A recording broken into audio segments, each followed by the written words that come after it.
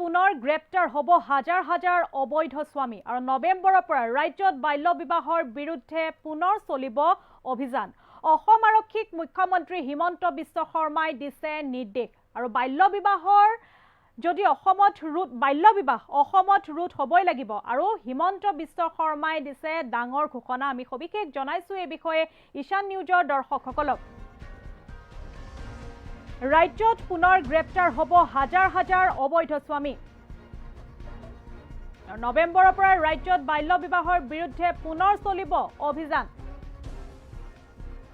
অসম আৰক্ষীক মুখ্যমন্ত্ৰী হিমন্ত বিশ্ব শৰ্মাৰ এক ডাঙৰ নিৰ্দেশ। বাল্য বিবাহ অসমত ৰোধ হ'বই লাগিব।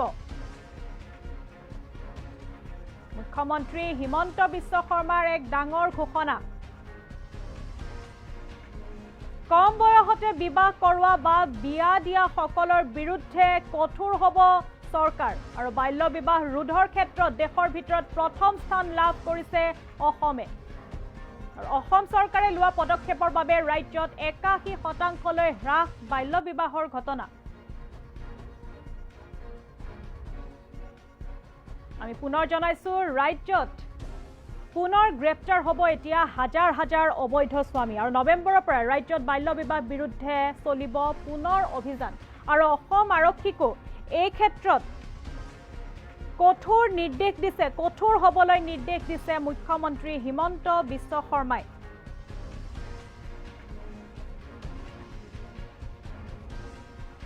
আৰু সাজু এতিয়া প্ৰতিখন জিলাৰ অবৈধ স্বামীৰ তালিকা প্ৰস্তুত কৰিবলৈ চৰকাৰ এতিয়া কঠোৰ হৈ পৰিছে। চৰকাৰে নিৰ্দেশ দিছে প্ৰশাসনক আৰু সাজু হৈ পৰিছে এতিয়া প্ৰতিখন জিলাৰ অবৈধ স্বামীৰ তালিকা প্ৰস্তুত কৰিবলৈ। আৰু ৰাজ্যত ইতিমধ্যে পুনৰ আৰম্ভ হৈছে বাল্য বিবাহ বিৰোধীৰ অভিযান আৰু অসম চৰকাৰে লোৱা পদক্ষেপৰ বাবে ৰাজ্যত ৮১%লৈও হ্ৰাস পাইছে বাল্য বিবাহৰ ঘটনা। আৰু চৰকাৰে যিয়ে পদক্ষেপ লৈছে যে অবৈধ স্বামী গ্ৰেপ্তাৰৰ ক্ষেত্ৰত ইতিমধ্যে এই পদক্ষেপৰ বাবে ৰাজ্যত কিন্তু ৮১%লৈ হ্ৰাস পাইছে বাল্য বিবাহৰ ঘটনা। এই বাল্য বিবাহৰ যি ঘটনা খুবেই আমি শুনিব পাই আছিলোঁ বাল্য বিবাহৰ ঘটনা আৰু এই বাল্য বিবাহৰ ক্ষেত্ৰত যি কঠোৰ হৈছে মুখ্যমন্ত্ৰী হিমন্ত বিশ্ব শৰ্মা আৰু মুখ্যমন্ত্ৰী হিমন্ত বিশ্ব শৰ্মা কঠোৰ হোৱাৰ পিছতে অৰ্থাৎ অসম চৰকাৰে লোৱা এই পদক্ষেপৰ পাছতে অসম চৰকাৰে লোৱা পদক্ষেপৰ বাবে এতিয়া ৰাজ্যত কিন্তু ৮১%লৈ হ্ৰাস পাইছে বাল্য বিবাহৰ ঘটনা। আৰু এই সমগ্ৰ ঘটনাৰ সন্দৰ্ভত মুখ্যমন্ত্ৰী হিমন্ত বিশ্ব শৰ্মাৰ কিছু মন্তব্য আমাৰ হাতত আহি পৰিছে। সেই মন্তব্যসমূহ আমি ঈশান নিউজৰ দৰ্শকসকলক শুনাই ল'ব বিচাৰিছো। আমাৰ যি প্ৰচেষ্টা সেই প্ৰচেষ্টা অব্যাহত থাকিব।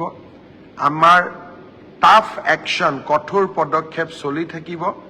নৱেম্বৰ ডিচেম্বৰ মাহত আমি আৰু এবাৰ এনেকুৱা শিশুক কম বয়সতে বিয়া দিয়া ব্যক্তিসকলৰ বিৰুদ্ধে বা বিয়া কৰোৱা ব্যক্তিসকলৰ বিৰুদ্ধে আমি আকৌ এবাৰ ব্যৱস্থা হাতত ল'ম।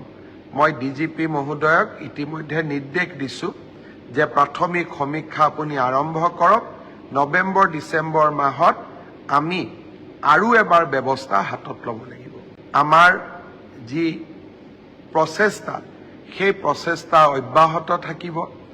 আমাৰ টাফ একশ্যন কঠোৰ পদক্ষেপ চলি থাকিব।